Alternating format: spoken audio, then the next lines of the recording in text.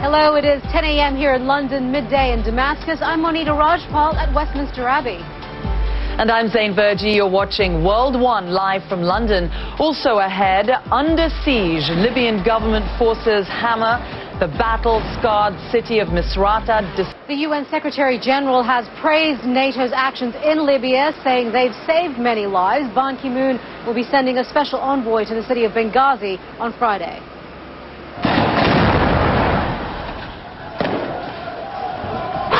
The British Foreign Secretary says the Libyan leader has shown he doesn't care for his civilian lives. William Hague was speaking to the House of Commons about NATO's operation in Libya. He said it is impossible to have peace as long as Gaddafi is in power. By his actions, it is clear that Gaddafi has no intention of observing the conditions in Security Council Resolution 1973. Watching World One live from London, we are bringing you special coverage of the countdown to the occasion the whole world will be watching. I'm Monita Rajpal at Westminster Abbey. About 2 billion people are expected to tune in for Britain's royal wedding, so Buckingham Palace isn't leaving anything to chance.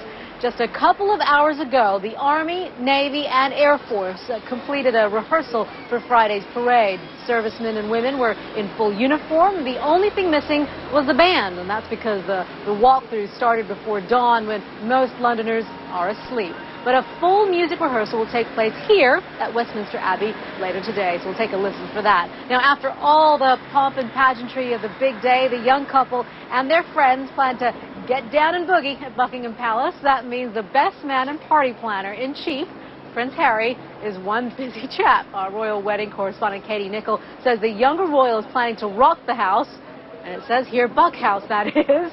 He's converting 3 of the palace's staterooms into a nightclub for all-night dancing, followed by what's been dubbed a survivor's breakfast. They're going to need it.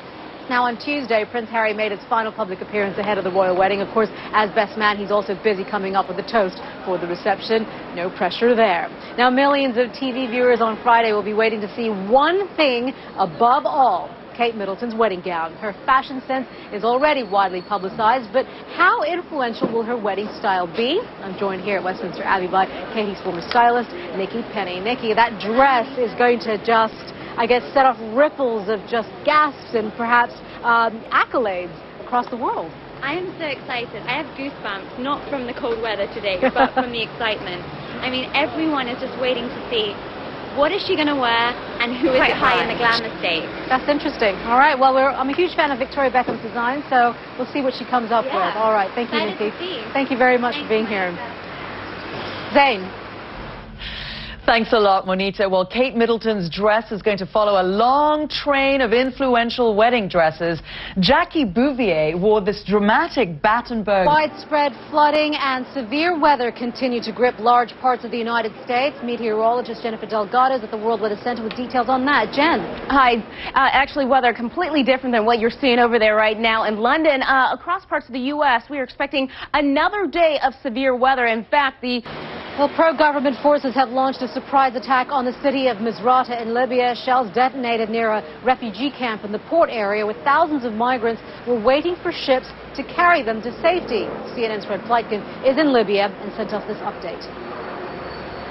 While the rebels seem to be making gains in the turf war for Misrata, Gaddafi forces seem to be intensifying. Welcome back. You're watching World One. I'm at Westminster Abbey with more of our special royal wedding countdown. This historic church is now bursting with royal blooms, inside that is. And if you're in London next week, you can come here and see them for yourself until May 6th.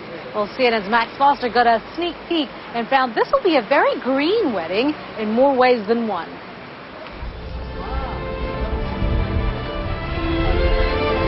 All sorts of shrubs and greenery have been delivered to the Abbey from every corner. Oh, they're gorgeous. Well, from Windsor, we go to Buckingham Palace now, where senior international correspondent Nick Robertson joins us live with details of today's royal rehearsal. Nick, we understand troops from London's Wellington and Hyde Park barracks participated. What was that significance? Well, they closed down the roads just before dawn this morning so that they could get this full run through, and I can give you a look at part of where the procession came down. It's of course the same route that will be taken on Friday. They came down the Mall just down there, and I don't know if Scotty can zoom in down there, but what you can see are some of the lifeguards You're certainly going to need a lot of practice if you're going to be wearing a dress and getting in and out of a carriage. Not you specifically, Nick, but Kate. Nick Robertson there at Buckingham Palace. Thank you very much. And you can be part of CNN's global viewing party for William and Kate's royal wedding. Join Anderson Cooper, Piers Morgan, Kat. Welcome back. This is World One. I'm Monita Rajpal at Westminster Abbey, and we are just 48 hours left till the royal wedding. Right now we're coming up on 6 a.m. in New York, 7 p.m. in Tokyo. Believe it or not, there is other news.